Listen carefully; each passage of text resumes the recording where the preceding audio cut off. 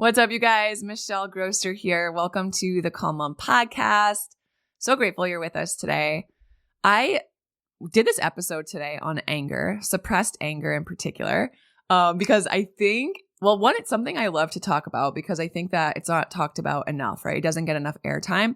And then second, I think that anger is one of those things that we just don't know what to do with, especially as women, right? So I'm just curious, like as you're listening to this, obviously something about it resonated, you hit play. And I wonder if you identify as someone who sometimes gets angry. Because in my experience, both personally as I've lived it and all the women that I've coached, I've noticed that we all tend to fall into one of two camps. And maybe you're listening to this and you're like, yes, right? I hear about things like mom rage and it resonates, it lands. And maybe you've kind of always had a temper, like maybe you've always kind of had a hot temper, or maybe it wasn't always like this, right? And then you had kids and all of a sudden this like hot, fiery anger was also birthed and you're like, whoa, like where did that come from? And maybe it even scares you a bit, right? Because it like pops off with no warning and you find yourself, I don't know, just like screaming at your kids, screaming at everyone. And it's not fun for them. It's obviously not fun for you. And after that happens, and I know because I've been there, we feel awful about it, right? Like we don't want to be an angry mom. Like you don't want to yell at your kids or yell at your partner. We do it because we're at our wits' end. And like, let's just be real, it sucks. So maybe you're in that camp. And if so, I totally see you. But there's also another camp. And maybe you click this episode more out of like curiosity because maybe you're like, I don't think I'm angry, right? But like, do I have some suppressed anger somewhere, like deep down? And here's the thing, my friend, the short answer is yes. Like, yes, you're exactly right. So maybe you're like me and maybe you're like, but I'm like pretty chill, right? Like I don't yell at anybody. I don't yell at my kids. I'm not really like a screamer. But here's the thing, you guys, motherhood, and I think just living with other human beings in general, like no matter how awesome they are and how much you love them, it will be triggering at times, right? It's just part of the human experience. We can't have intimacy like we do with our children and our partners and the people that we live with without it triggering us at times, right? It cracks us open. It points out the things, the areas in our life where we need to grow and heal. So even if you think you're super chill, which maybe you are, like unless you have practices in place to release your anger, unless you've already done a ton of work around this, like the chances are high that you're probably just suppressing it because anger is normal, you guys. It's a normal human emotion. We all experience it. We just don't know what to do with it. So if it's not being released as what we typically think of as anger, right? The yelling or the screaming, or they're just being like mad, it's still in there, you guys. It's still in you. It's just showing up in a different way. So maybe you're feeling like super annoyed or you're feeling annoyed pretty often, right? That's probably rooted in suppressed anger.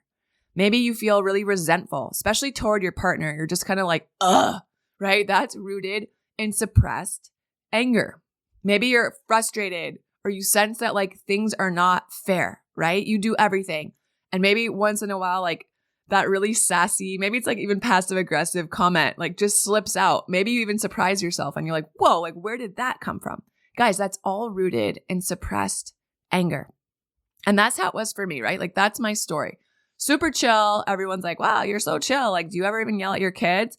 And like, yeah, I was really good at being chill on the outside, right? Before I started doing this work, I was really good at being chill on the outside. I had been conditioned really well to be chill on the outside.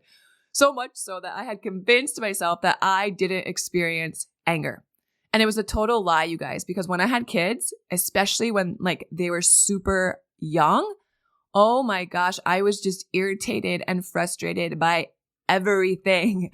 Like almost everything my poor husband did, right? Like he just couldn't get it right in my eyes. Like I was super tired and exhausted. My body had obviously been through a lot.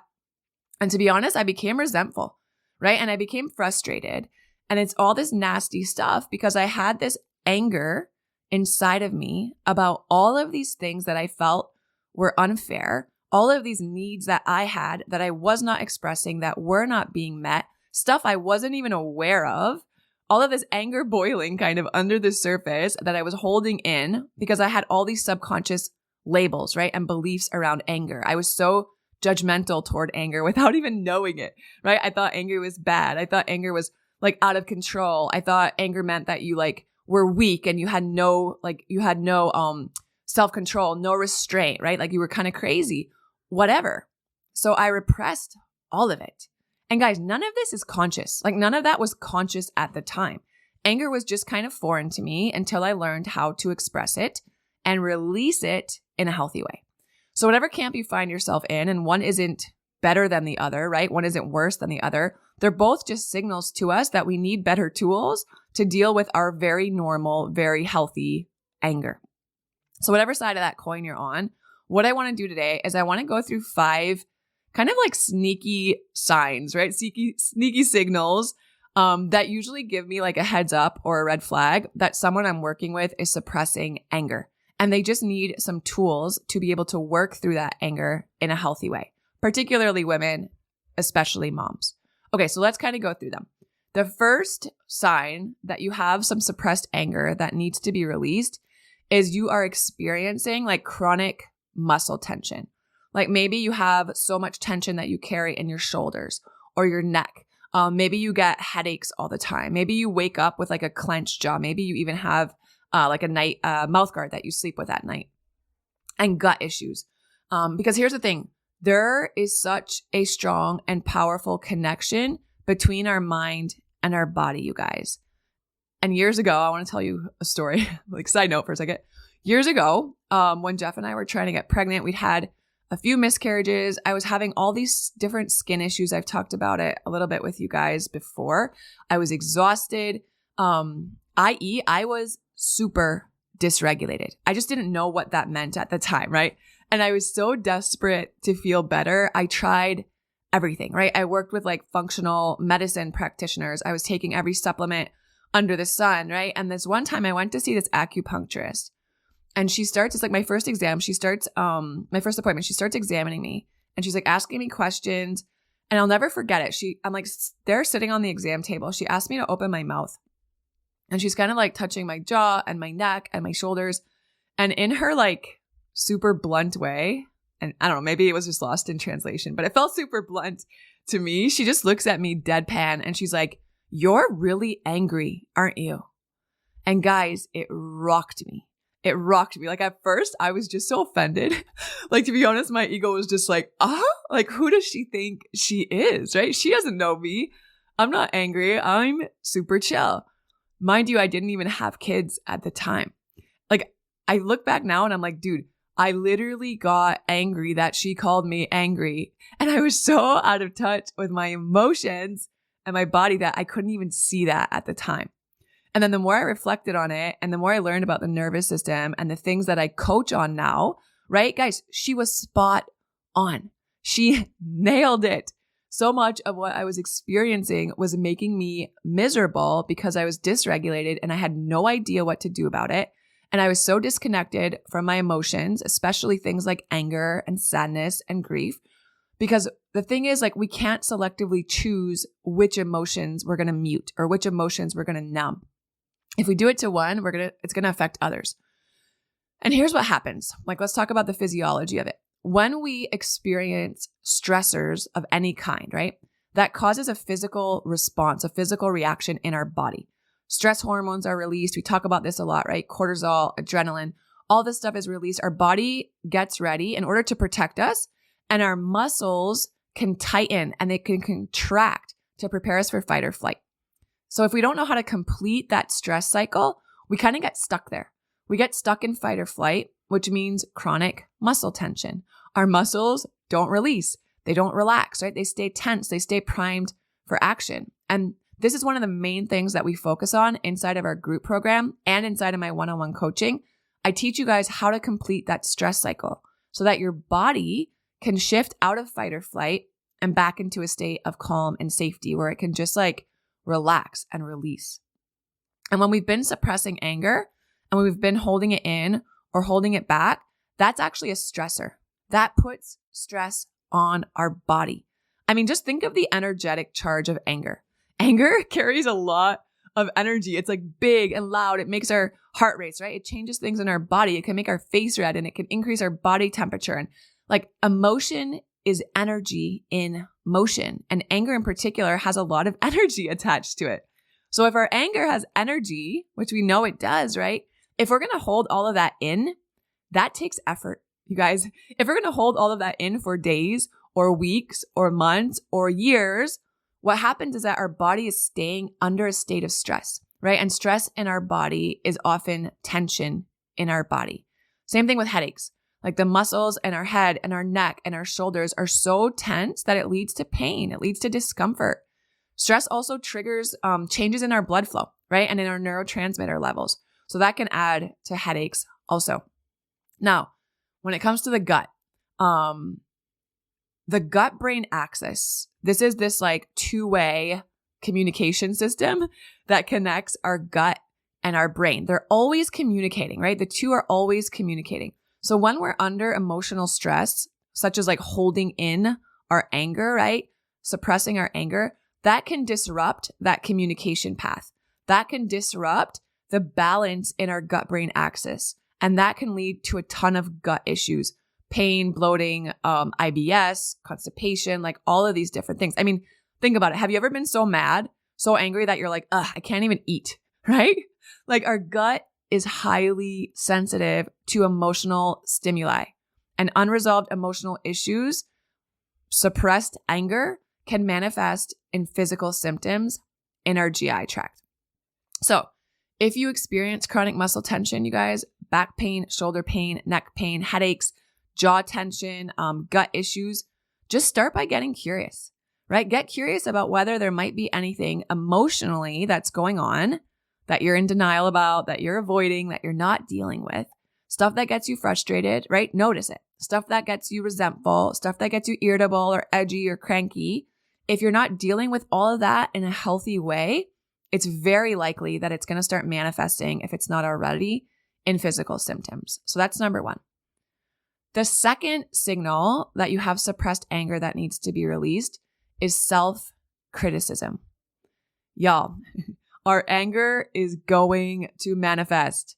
So if we're not letting it release in a healthy way, right, and we're holding it in, sometimes what can happen is that we subconsciously start directing that anger inwardly. So instead of like blowing up on everyone else, we hold it all in, and over time it affects us and we start being critical with ourselves. So if you are someone who struggles with self-criticism, who struggles with self-doubt, who struggles with low self-esteem, right? Or maybe you start to get upset and like you blame yourself for stuff you really shouldn't, that can be a sign that you have suppressed anger that you're not dealing with. And women in particular, you guys, like we're so discouraged from expressing any anger, right? Someone who's angry, especially a woman, and society is like, wow, like what an unhinged psycho. I don't know, right? It's like everything is telling us we should be polite and nice and agreeable. So from a really young age, we're taught that it's not acceptable, right? And we have to hide our anger and we have to hold it in. Now, don't mishear me. I do think that we want to be kind, and anger does not have to be the opposite of that. They're not mutually exclusive. So if you have tools to deal with your anger in a healthy way, right? And inside of Restore, we have a whole week dedicated to learning tools, healthy tools to express our emotions in a healthy way. So many ideas, practical tools, things you can do with your body to somatically release this stuff so you're not holding it all in, or so it's not just like exploding when you've reached your limit, right? If we don't have these tools, turning it inward can kind of be like this vicious cycle, because we don't feel like we can express it, or we don't know how to express it. And so it leaves us feeling powerless. And then we feel like we lack control over our emotions or over life in general, right? And we start to criticize ourselves. You know, you say things like, man, what's wrong with me, right? I'm just a bad mom. Like, why am I always yelling at my kids? Maybe I'm not cut out for this. And that self-criticism just becomes reinforced by our feelings of like inadequacy, unworthiness, whatever it is. And it just kind of loops into this cycle of negativity. So if that lands for you, there's probably something to explore there. Number 3, the third sign that I see that you have suppressed anger is fatigue. Fatigue, like you're just so flippin' tired. And this one kind of ties back to the physical symptoms that we talked about in the first signal. Because when you're holding all this stuff in, you guys, all of this anger, when you're suppressing it, it's tiring. And I know because I've done it, right? I've been there. Like I talked about when my kids were really little, I had so much postpartum rage. Like I had no idea what to do with that. And I was exhausted. Imagine your anger is like this super inflated beach ball. And you're there at the beach with this super big inflated beach ball and you're trying to hold that thing under the water, right? That's an example, or that's a picture of us trying to hold in our anger, suppressing that anger, holding it beneath the surface. Guys, after a while, what happens? Your like arms start to like shake and then tremor, right? Because they're so tired. And like after a while, it just kind of slips. You can't hold it underwater forever. It's exhausting. Your muscles get tired and that ball is just going to like shoot up, right? Splash all over everybody. And when I was starting to learn about my emotions and what to do with them, all the things that I teach inside of Restore, inside of my one-on-one coaching, I noticed a huge shift in my energy, right? I wasn't tired all the time. I wasn't waking up exhausted because here's the thing, all that junk with that suppressed anger that was taking up space in my mind, in my mental load, all of it, right? In my body, it took up a lot of space. So when I learned how to release it, I wasn't so tired. Are there other things that cause exhaustion and tiredness? Yes, of course, right? But if you're exhausted and some of this is kind of resonating with you, maybe it's time to get honest about how you're dealing with your emotions. And guys, it might be super uncomfortable. I get that. It was for me, right? Because it's new. Maybe it's foreign to you. These aren't comfortable emotions, anger, but you don't have to do it alone. You don't have to do it alone, right? You can do it in our group program. You can hire someone to help you through this. If you want to work with me, book a discovery call and we can talk about how I can support you. And then let's talk about the last two. Number 4 is perfectionism. And this one might be surprising because we don't often associate perfectionism with anger, right? But hear me out here. Perfectionism is a coping mechanism. Perfectionism is a coping mechanism, and it can be a coping mechanism for suppressed anger. And here's what's going on behind the scenes, right? It's like, if I can't control what's going on in my internal world, right? If I can't control these big feelings, if I can't control all of this anger, if I can't control this rage when it comes up, right? When I look at my husband, like being real here, then subconsciously our mind is like, well, then I'm going to control something else, right? Because control feels safe to our nervous system. It gives us this illusion of safety.